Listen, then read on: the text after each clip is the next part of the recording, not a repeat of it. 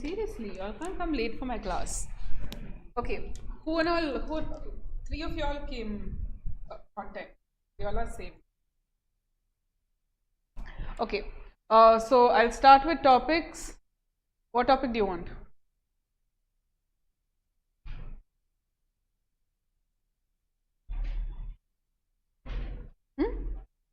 Let's do a bigger topic.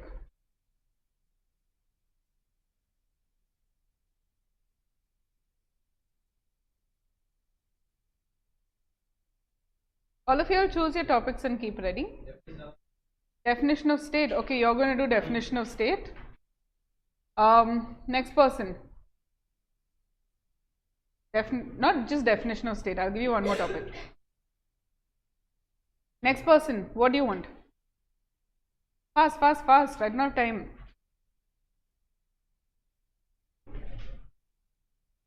Article 15. You're doing Article 15. Okay, next person. You're doing Article 13. So, Article 15, 13. Next person.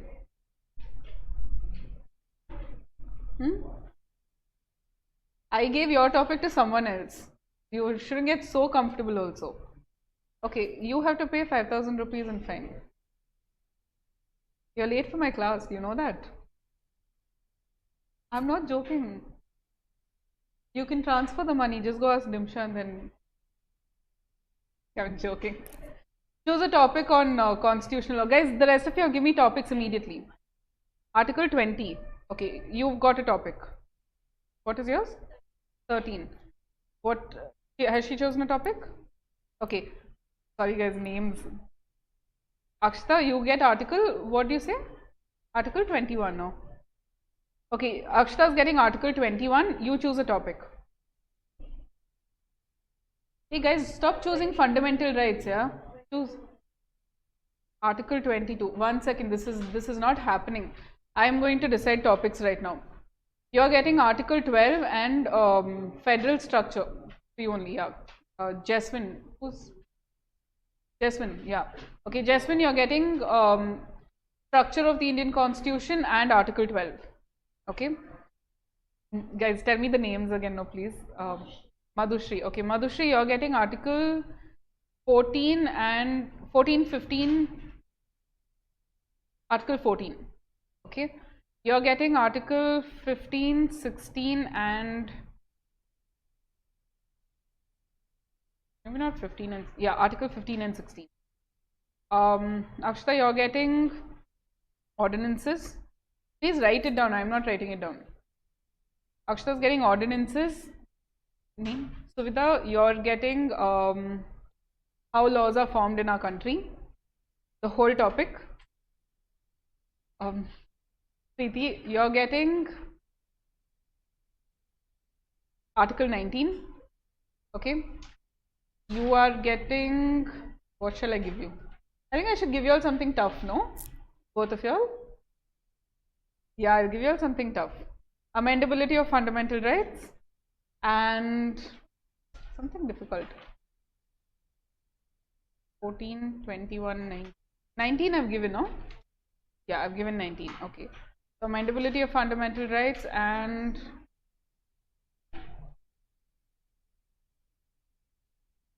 positivist school of thought. First chapter. I haven't given new topic, no?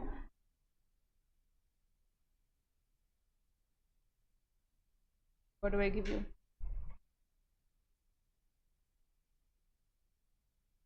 That's not already given. Okay, you do how laws are, power of state legislature. Power of legislature to pass laws. Big topic.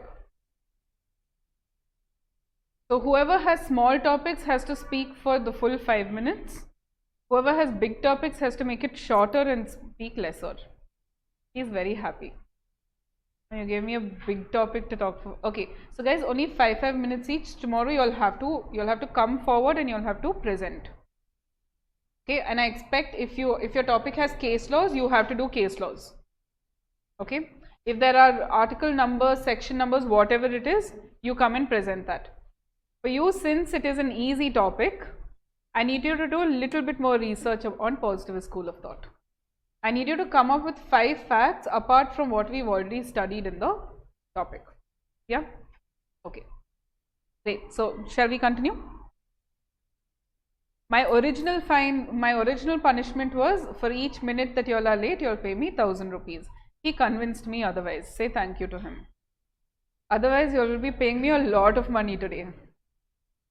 Especially her, she'll be paying me 5000 rupees. Then you'll be like, should I have tea or should I just stay in class? Okay, jokes apart, let's start.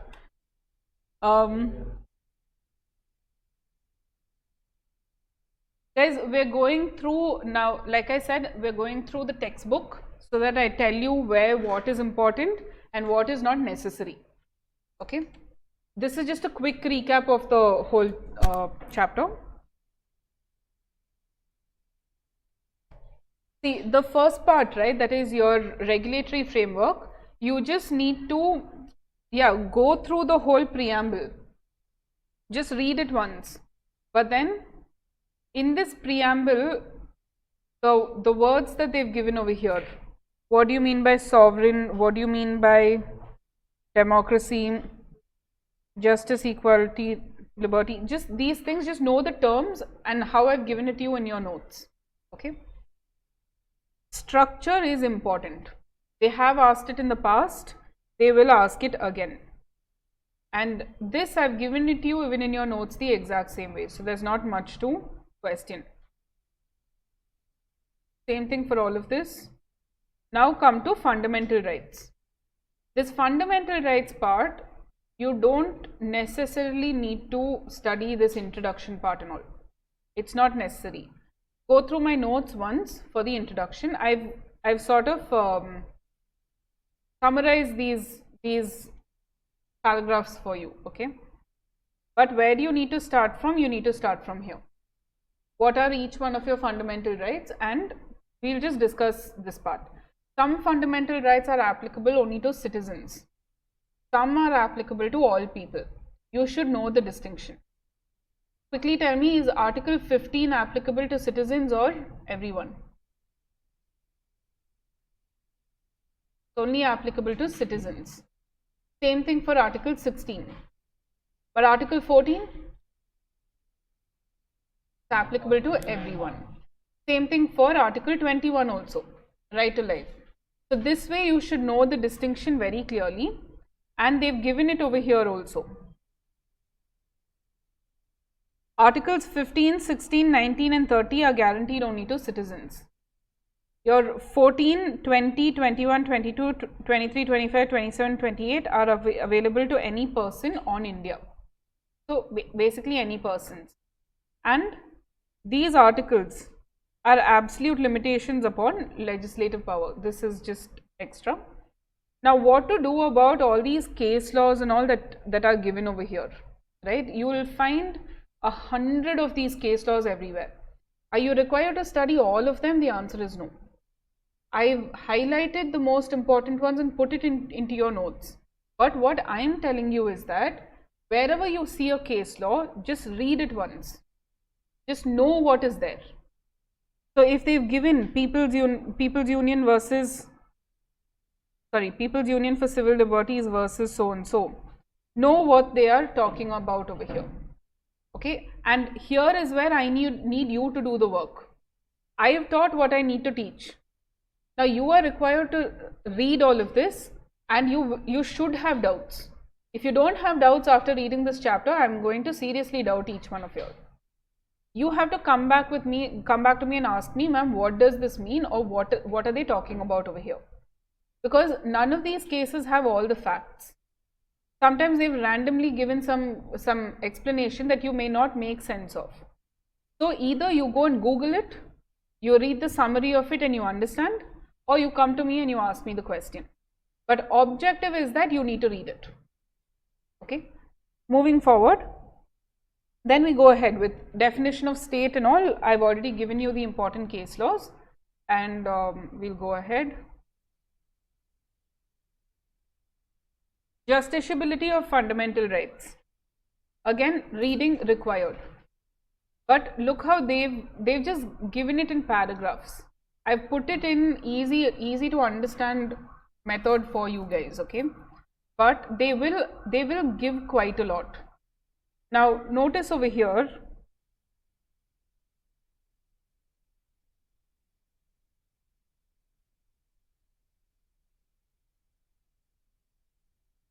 read this part where they're saying that the issue came up before the Supreme Court as to whether a constitutional amendment by way of a fundamental right in Part 3 is taken away or is abridged is also a law within the meaning of Article 13. When I'm looking at amendability of fundamental rights here. We saw those 5 case laws and then we checked whether amendment is law, can constitution be amended or not. Now like this, randomly out of nowhere a sentence will turn up in one Article 12, Article 13, Article so and so. So far they've not asked any question relating to this. Either I feel like the difficulty level is too high and they've not asked it yet, but also understand that they've finished asking all the easy questions. Somewhere they're bound to ask this. Okay, and at that time it will come as an 8 marker. Now they've slowly started taking away 8 markers, so I guess not. Even if they ask this only as one question, it's still a question. So when you're reading things like this, if you don't understand it, you have to come and ask me, ma'am, where did we see Golaknath case? Why is it coming in Article 13? Right? But is it very important at this point? I would say they've not yet asked it. There's a possibility of a question. But this is purely coming under the topic of amendability of fundamental rights. Then, can you see all of these gray boxes? You mug it up if you have to. Wherever you see a gray box in your textbook, please read it. And no, don't just read it, study it. Make sure you know exactly what is there in it. Because many times, many questions have come from here. And just in the last attempt, in criminal law and in your contract act, even your sale of goods act, they've asked exactly from here. The exact same facts with the exact same provisions. And if you had read this and if you had memorized it, you would have easily been able to answer. This is the feedback I got back from my students, because the general feedback was last attempt was difficult. But then every one of my students who I've spoken to and they studied these things, they're like, yes ma'am, I already knew the answer, so I was able to write it. So I am telling you to do the same thing. They will not ask anything which is outside from your textbook. Okay, except for constitution, like they just twist it and ask you, but study the gray boxes.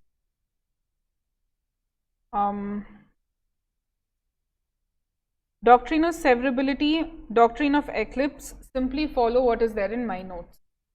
You don't need to do so much reading of it here.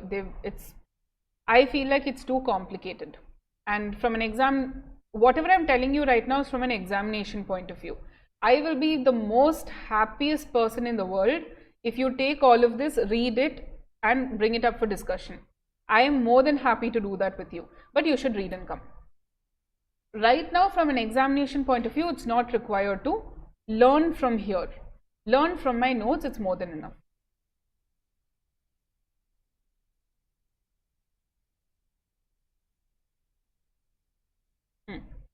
This case of Charanjit Lal Chowdhury, I have given it to you under Article 14. Okay, but they have put it into a different place. They've started talking about doctrine of severability, doctrine of waiver, and then immediately after that they're speaking about Charanjit Lal Chowdhury. Guys, this case law is purely an Article 14 case law, even though it is put under the heading of Article 13. Do you all know which case I'm talking about? Charanjit Lal Chowdhury.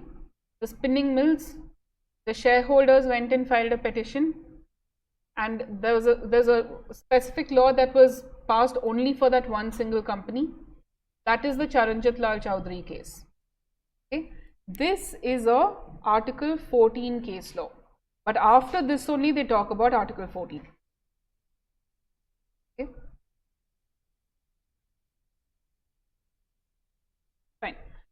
Then we come to Article 14. This also, please do a reading of it. Full Article 14, do a reading. Be very thorough with what and all they are saying everywhere. Like, I'll tell you how they will ask in Article 14 question. They will simply write, equality is a comparative concept. A person is treated unequally only if that person is treated worse than the others and those others who are similarly situated to the complainant. Explain. This is how your question will come. What will you write for that? You have to write full Article 14. Okay, so they finished asking all the easy questions. What is Article 14? What is equality? How is equality? All of that is done. They'll give you a sentence from here, they'll be like, explain. So I need you to be completely thorough with Article 14 from the textbook. Okay. This one we've spoken about. Case law, again, Ramkishan Dalmia, we've already spoken about this, it's given here. Fine. Then comes Article 15 and 16, this is the same as what's in your textbook, so it's not a problem.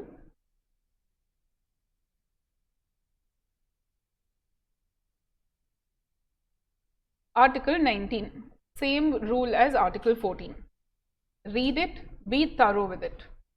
They'll give you a sentence from somewhere in between and they'll be like, explain. Or they can even do one thing. They will simply write,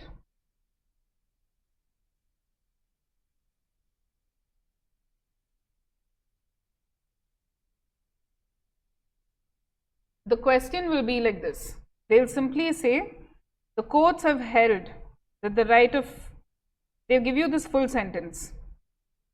Explain with the help of case laws. This with Article 19, you have to be more specific because there are lots of case laws here. Each one talking about one particular topic. So then how should you write such a case law? You have to explain that Article 19. Should you write the whole Article 19? No. Based on how much they've asked. And then they will definitely say, write with the help of case laws. Guys, in your notes, I have broken down a lot of those into each topic and given you the case laws for each topic. But I've not covered all of them. I've covered the most important ones. So what should you do? Read it, know what's written in each one of them. I know all of you are thinking, ma'am, how am I supposed to remember all of these case laws? You all are capable of doing it. Repetition, revision. This is not an easy course where you study today and then turn up for the exam in December. You have to keep revising. But I guarantee you, after your revisions, you will itself be reciting case laws to me that even I don't remember. I can guarantee that to you. You just need to revise. Okay? Coming forward, this is full Article 19, same this thing.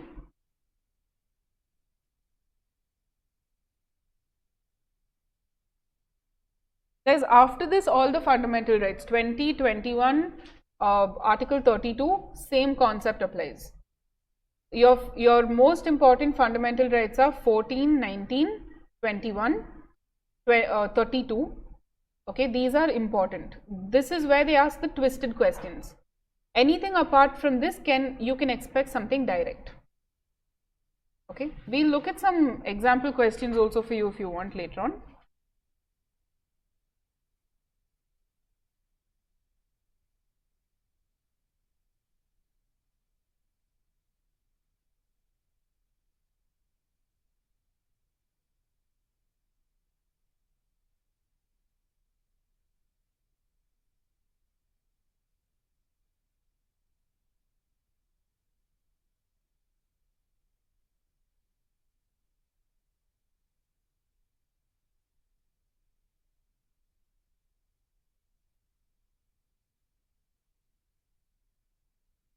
Guys, with respect to amendability of fundamental rights, I've done only 5 case laws with you, but there are actually 5 more. Okay, when you finish doing a reading of this and you have a good grasp of your full constitution, then only I will do the remaining bit, because I think that day itself when I explained amendability of fundamental rights, many of you all got confused. So finish studying the what was taught to you first, and I'll tell you exactly how I've taken it. Please take out the topic of amendability of fundamental rights. Okay. First case is Shankari Prasad. This one was done with you all. Yes. Second case is Sajjan Singh versus State of Rajasthan. Third case is Golaknath versus State of Punjab. And then comes your Constitution 24th Amendment Act. You following it? First paragraph is Shankari Prasad versus Union of India. That same paragraph, Sajjan Singh versus State of Rajasthan. Then comes Golaknath versus State of Punjab. Then comes your Constitution 24th Amendment Act. Then comes Keshav Nanda Bharati versus State of Kerala. Okay, this is what I've done with you all as of right now. After this comes Indira Gandhi versus Raj Narayan. After Indira Gandhi versus Raj Narayan, we have Constitution 42nd Amendment Act 1976. After 42nd Amendment Act, we have Minerva Mills case. Then Vaman Rao versus Union of India. And lastly, these two, L. Chandrakumar, I.R. Coelho. Okay, this does require a little more technical knowledge of full constitution. So, be extremely thorough. When we're coming back for another revision, I will explain these cases also to you. Because you may feel like I've done only half the topic. But there's a reason why I've only done half, because we don't yet have the knowledge to understand what is going on over here. Okay, that is why I've left this behind. But if you can do a reading and understand it, go ahead. Did you read the article I sent that day? Little bit. Did you understand? No. Okay, no worries. If you understood that, it was great, because all of these case laws are there in that also. But like I said, let's get more knowledge, let's get more understanding of these things, and then we'll come back to this. Beyond this we can leave. DPSPs. DPSPs, just do a reading of it simply once from the textbook, and then the rest follow my notes.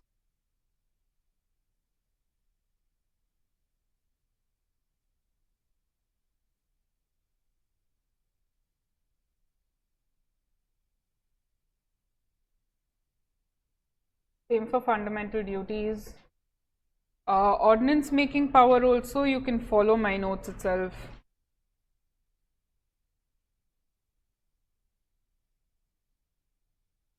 Yes, this is only to tell you all what to study from each thing, okay.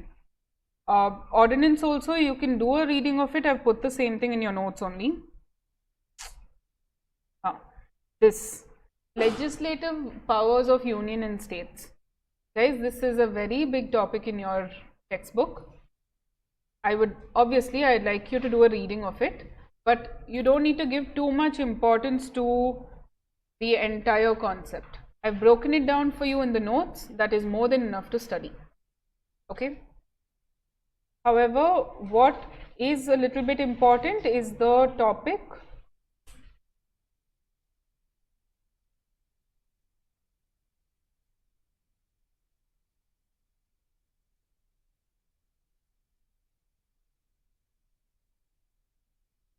this topic that you see, power of parliament to make laws on state list. This is important. The rest of it, just have a summary, like read it once. Okay. This one, your power of parliament to make laws on state list, very important. Because either they'll ask it you as a full question, or they'll take any one and then they'll be like explain. So always remember, you need to study enough to write for a 4-mark answer. So that means you need to know these concepts in detail. So this, do a thorough reading of.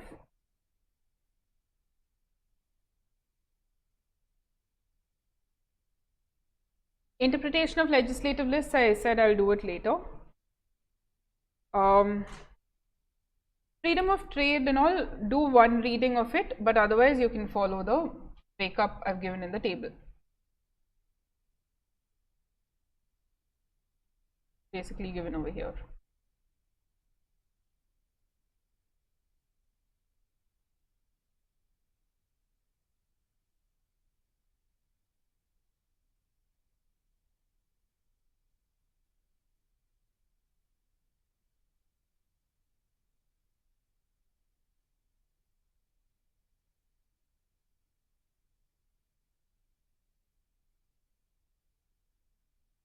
Guys, writ jurisdiction, right?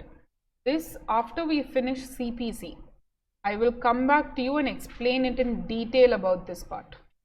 Otherwise, for now, study from the notes, be thorough with that. But there are a lot of civil procedures that they're mentioning over here that you don't yet understand. So, when I'm doing civil law, this I need you to remind me, otherwise I'll forget. You need to remind me to come back and do writ jurisdiction under Constitution. Who's going to remind me? Yeah, you have to tell me, otherwise I'll forget. And I'll just assume that you all know everything. Okay, so this is also fine. Writs, please read from the book. This also they love asking as questions, which means they'll ask as a twisted question. Can you see this example over here? X has been wrongfully detained in custody by Y. They'll give you the same facts. And they'll be like, and they'll ask you a detailed question on this. Understanding if they have to ask a practical question. So then you need to know which writ needs to be filed, then you need to write the whole thing about that particular writ.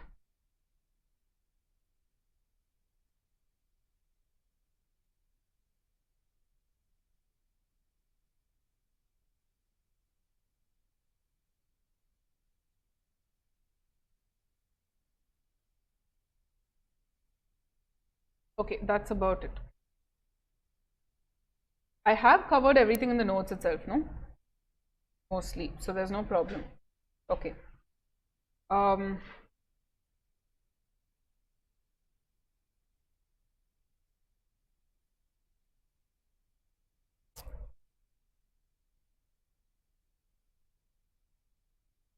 Okay, so now you all know where to read from, textbook or notes. This is only with respect to Constitution of India. For all the other chapters, if you follow notes, it should be sufficient. But again, guys, I love reading. I will force you also to read. So I will say, please go read. But please, please, please don't do that thing where, ma'am, I read your notes, it was more than enough. It is more than enough, okay? But we've had one bad experience where ICSI does this. This happens at the professional level. One attempt, just for one attempt, they will completely make it extremely difficult. Just any one paper. I'm telling you this honestly because I don't want you to be shocked at the time of examinations. Exams are either easy, medium, difficult. One time it can be extremely difficult. But then surprisingly, all the people who have read through the portions and studied it properly had no problem at all. I was a little surprised. I was like, for this difficulty, you all are telling me that this paper was easy. And why did they find it easy? They were like, ma'am, I finished studying it. No, like what was so difficult about it? And then when I found out why some people found it easy was, they simply read through the book. Even if it was once. That's all I'm asking you to do. The people who just did not care, like, ma'am, I just studied something and I went, they didn't understand the questions that was being asked. It was an Article 14 question. They had no idea it was Article 14. Because they didn't read enough to know that it could have been Article 14. And sadly at that time, that was an 8-mark question. So it was an easy 8 markers that they lost. I don't want you all in the same position. And when I say difficulty level, that's how they'll make it difficult. They'll just ask twisted questions. Answer will be very easy. Okay, so Constitution, please read. Okay. Now we'll just do a quick recap of whatever, like just a revision, but maybe not from the very beginning. I think we can start off from where? Article 19, I all thorough with? Fundamental freedoms? Yes?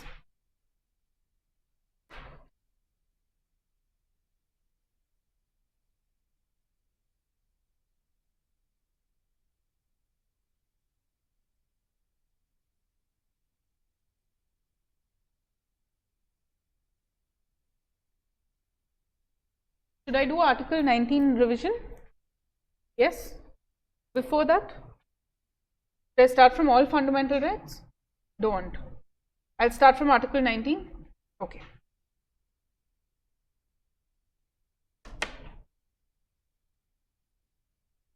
Fine. Guys, this is just a quick recap, okay? So I'm not asking your questions, we're just going through the whole thing. I'm not going to take questions right now. Go back, study, and then come back to me with questions. We'll have a doubt clearing at that time. This, just treat it like a quick, fast recap session. Okay? Fine. Article 19 of the Constitution is the fundamental freedoms. You have 6 fundamental freedoms. Freedom of speech and expression, 19(1)(a). Assemble peaceably and without arms, 19(1)(b). Right to form associations or union, 19(1)(c). Move freely throughout the territory of India, 19(1)(d). Reside and settle anywhere in the territory of India, 19(1)(e).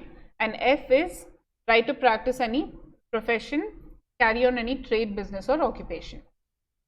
Here with fundamental freedoms, always remember a freedom is your liberty. So freedom to do whatever you want. So freedom can end up having reasonable restrictions. You can have restrictions, but it should be reasonable in nature. What are some of those reasonable restrictions? They are of a temporary nature. They should make sense. But freedoms can be restricted.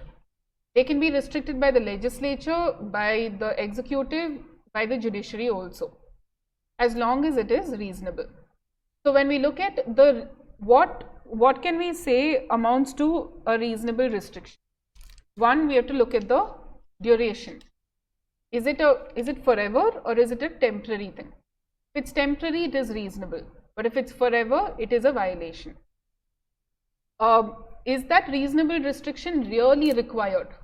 During COVID, lockdown was really required. But what if there was no COVID and they just said lockdown? It is a violation. Then how far the restriction is in proportion and what were the conditions in society at that time. So basically look at your circumstances, look at the situation and then tell whether it is justified or not. With respect to Article 19(1)(a), freedom of speech and expression, this right includes the following things. That is, you have the freedom of press. Freedom of press, you can publish your opinions, you can circulate your ideas, propagate your ideas. That means through social media, through whatever you want. And freedom of dramatic performance, cinematography and peaceful demonstrations. If they ask this, what do you mean by the freedom of speech and expression? You have to write these points, these 4 specifically.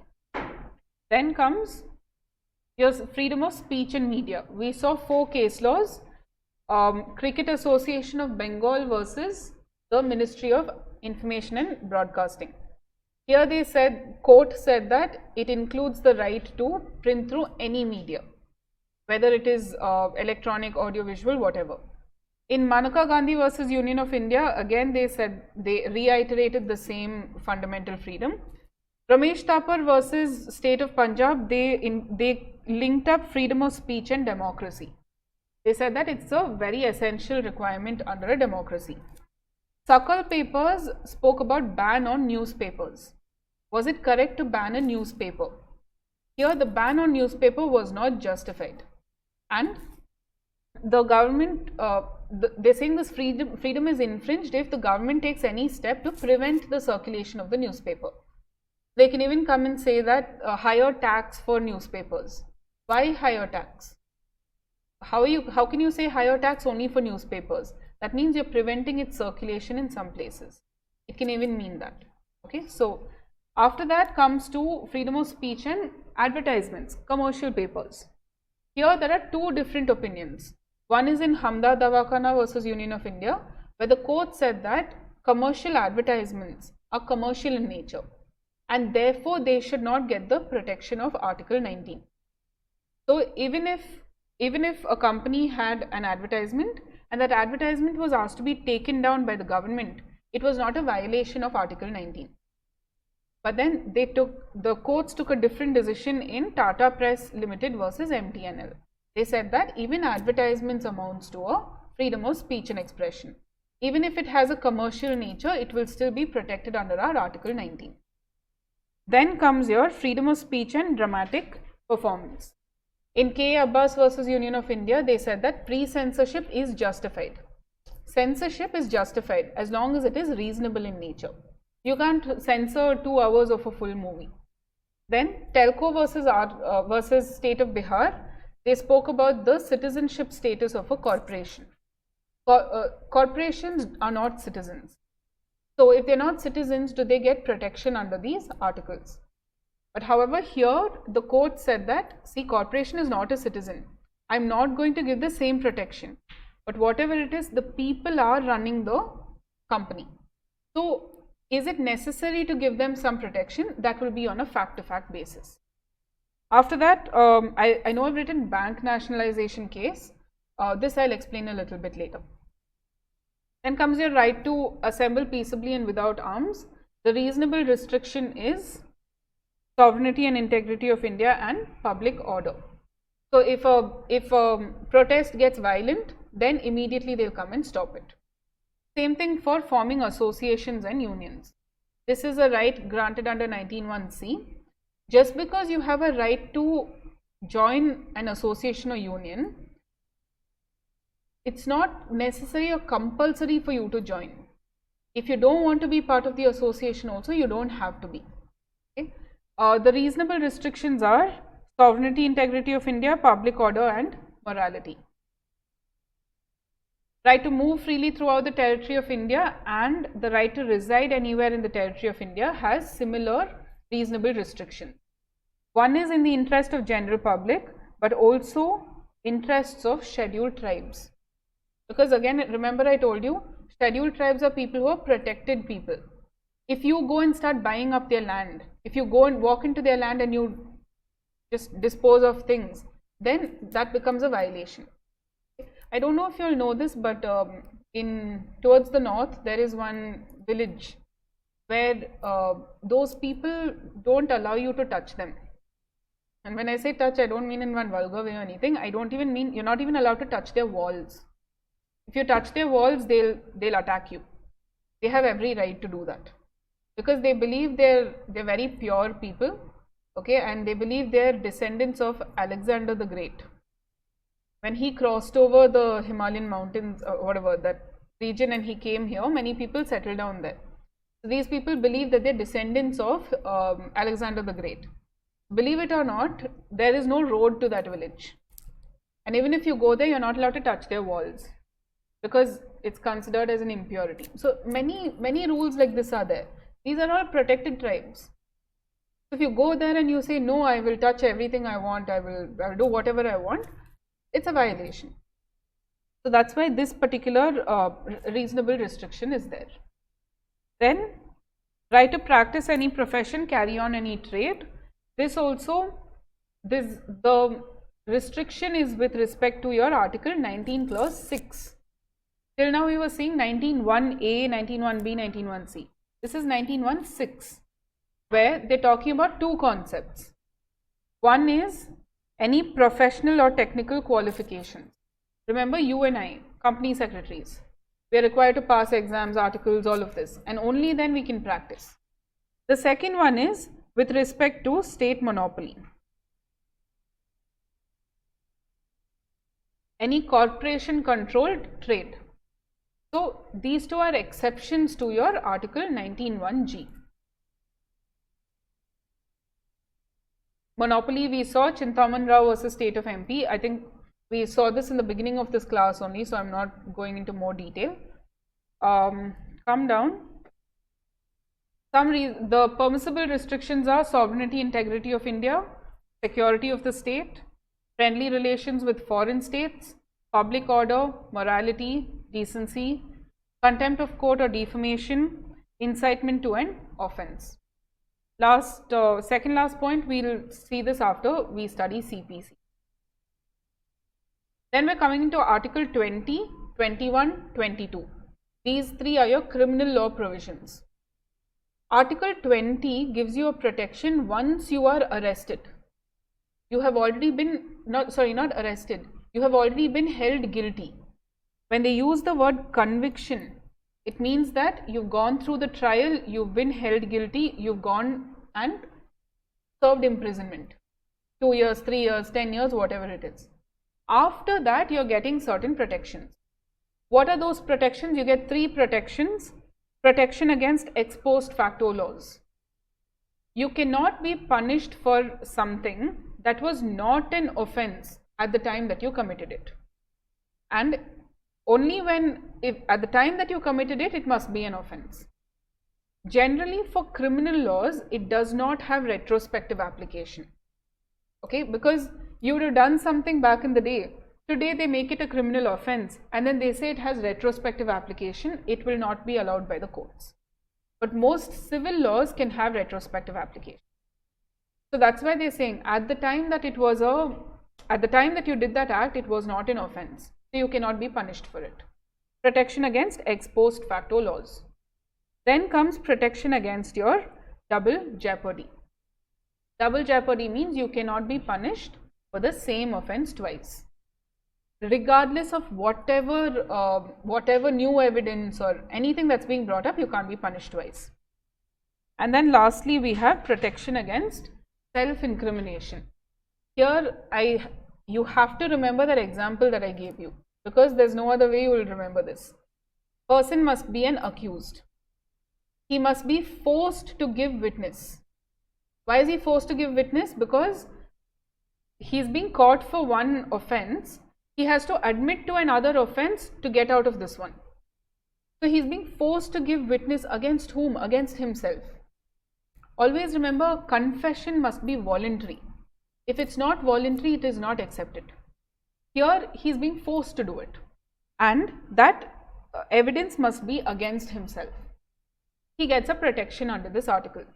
So he can say whatever he wants, but he will not be prosecuted for it. Again, remember, whatever he confesses to, the police should investigate, file a charge sheet against him, and then only take him to trial. It won't happen in that exact moment. Okay? So guys, these are your 3 protections under Article 20. Then comes your Article 22, we'll do first. Article 20 is a protection against arrest. Always remember, arrest comes first, then you get taken to the magistrate, then you're held guilty or not guilty, and then accordingly it happens. Article 20 is if you're held guilty. Article 22 is a protection against the first arrest. You're not yet held guilty, you're only an accused. So what protections do you have at that time? They're saying that to prevent arbitrary arrest.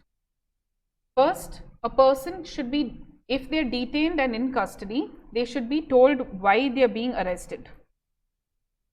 What is the reason for arrest? Second, they should be defended by some legal practitioner of their choice. If they are detained, they should be produced before the nearest magistrate within 24 hours, excluding travel. Apart from this, there is something known as preventive detention. Holding someone even before they are held guilty. Normally, you punish someone only after they are held guilty. But here you are detaining someone even before they are guilty. This is preventing them from committing certain crimes. For this, they are saying there are some safeguards, even though the safeguards have not yet been notified. What are the safeguards? There is an advisory board. That advisory board, a person can be detained for 3 months. Anything beyond 3 months, advisory board has to give permission. If advisory board says okay, they can be detained for a longer period. But the only problem is none of this has been notified yet. That means no judges have been appointed. There is no advisory board yet. Nothing's been done. Okay, and detainees have some rights. They have the right to be informed why they were arrested, unless the information is against public interest. This is your Article 20 and 22. Then we know Article 21, right to life, personal liberty, and procedure established by law. We'll only look at the case laws with respect to Article 21. In the first case law, Philip Alfred versus Y.J. Gonsalves, right to adopt a son is also under right to life. Then A.K. Gopalan versus A.K. Gopalan versus State of Madras, personal liberty was discussed over here. Personal liberty refers to the liberty of that individual. He can do whatever he wants. Karak Singh spoke about police regulations authorizing following people around wherever they go. They call that as domiciliary visits. Coming, entering your home, asking questions, just walking in whenever they feel like it, etc. While the court held that such regulations are valid and necessary, they still held that this was a violation of his personal liberty. Okay, so we have these case laws. Next is procedure established by law. There must be a law interfering with life or personal liberty. It must be a valid law, not an invalid law, and that law must be strictly followed. You cannot deviate from the procedure. So they've asked this. They've asked this as a question, what do you mean by procedure established by law? And everyone thought this was a question belonging to Civil Procedure Code. Nobody knew that this is a question belonging to Article 21. Okay, so are we clear till Article 21? What is 21A is right to education. I'm not going into this in detail. 23 and 24 is prevention of slavery, trafficking, forced labor, prohibition of employment of children in factories. Article 32 is fundamental remedy. Where there is a right, there is a remedy. Article 32 is for Supreme Court, Article 226 is for High Courts. Then we saw, okay, quickly tell me what are the 5 types of writs?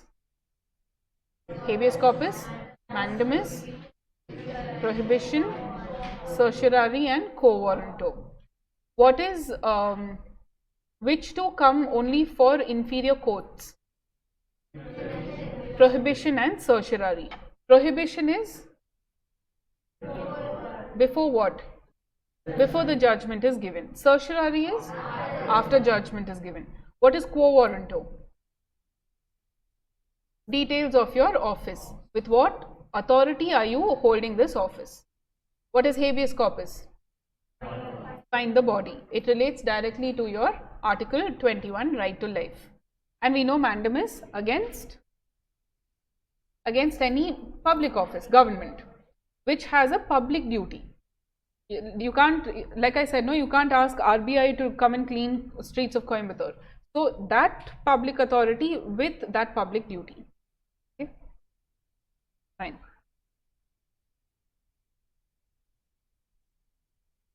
Article 33 is with respect to paramilitary forces. Article 34 is martial law, but indemnity during martial law. So there's some damage to your property, etc. during any war-like situation. The government will compensate you for it. And then Article 35, any law restricting fundamental rights can only be passed by Parliament and not State Legislative Assembly. Okay, so we'll stop over here because we don't have time also. Maybe tomorrow we'll do the revision of the remaining part of the chapter, and we'll start with the new chapter also. I've sent the notes to you. If you can start reading it, try, but otherwise we'll look at it in class tomorrow.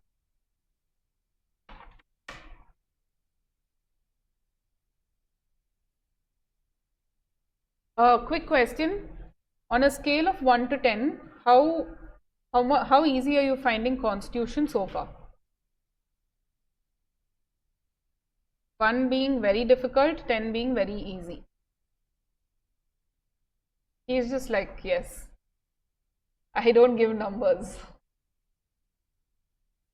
Okay, who is above 7? No. Above 5 to 7? Quite a few hands. Below 5? Yeah. So you all need more help with understanding. How do you all want, okay guys, this is the genuine feedback, okay. If you all are finding it difficult, do you want to study first and then I clarify, or do you want me to teach some more provisions. That you all decide. In the upcoming classes, you can bring those questions to me. I will do it in class. But if it's only specific doubts, ma'am, I have just small doubts, I'll discuss it with you all individually. Okay, so guys, I'm leaving this as an option to you. If you don't come and ask me the questions, I'll continue with my chapters. Okay.